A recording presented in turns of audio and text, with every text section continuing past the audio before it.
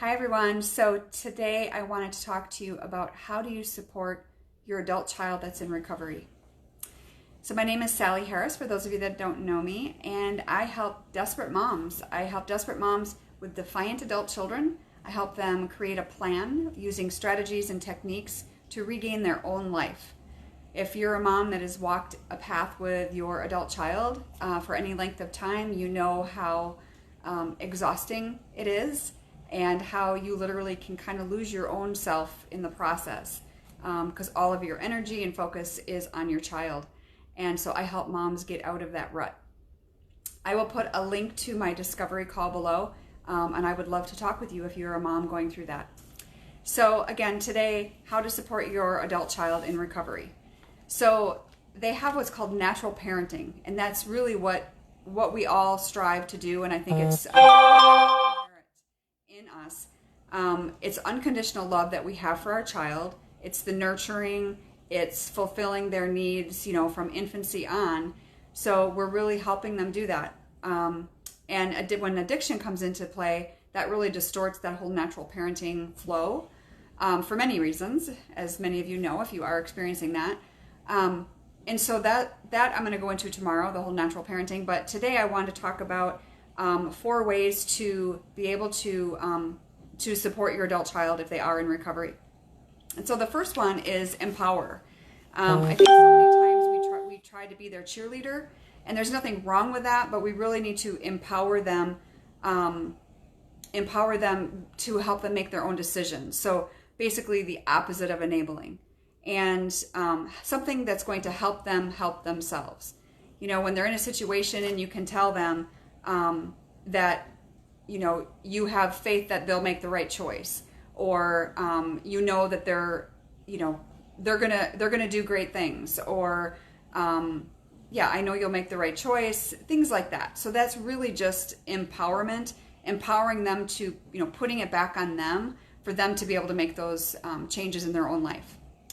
The second one is staying sober. And I think this is a misnomer a lot of times, where just because many people ask someone to stay sober when they're in their presence, it doesn't mean that you have a problem yourself.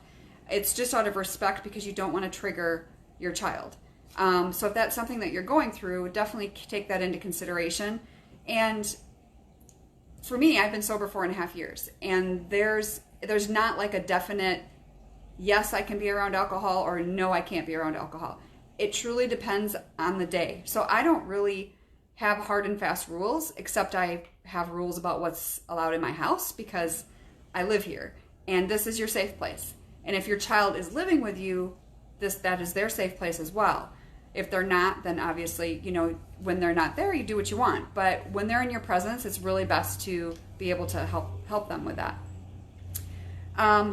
Number 3 is the encouragement. So you've got the empowerment and the encouragement. Really just letting them know that, just encouraging that, like I said before, they're able to do it on their own. That you're there to help, but you're not there. You're there to kind of guide, but you're not there to hold their hand through the whole process. Because we're talking about, late teen, young adults, maybe even 20s, 30s, depending on the age. So it's definitely, it's a little bit different depending on what age you're talking about, but at the end of the day, it's all the same. They need our empowerment. They need our encouragement without the enablement. And then lastly is setting boundaries. And everything always comes back to this, and it truly does. So you need to set boundaries that are going to work for you. When it's your adult child, you're not talking about a young child here, an adult child who technically doesn't need to live in your home, you really need to make sure these boundaries fit for your life. Whether it's curfew, chores around the house, whatever your requirements are for your home. And I think that's where a lot of parents get, in trouble in a way, and then they wonder why they can't get out. It's because they're enabling their child, they're letting the child live in the home, the child's doing whatever they want in their home, and the mom's afraid to put boundaries up. So in this aspect, we're talking about someone who is in recovery, and that's a big deal.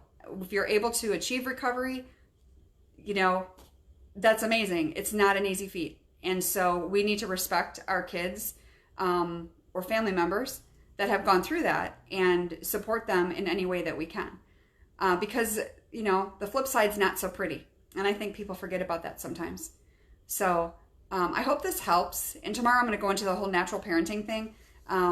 But if you do have a child in recovery, that is, kudos to them for getting there. And it's a slippery slope. So I just encourage you to be there for them, for any of your family members. And hopefully that helps. All right. I'll talk to you tomorrow. Hope you have a great night. Thanks.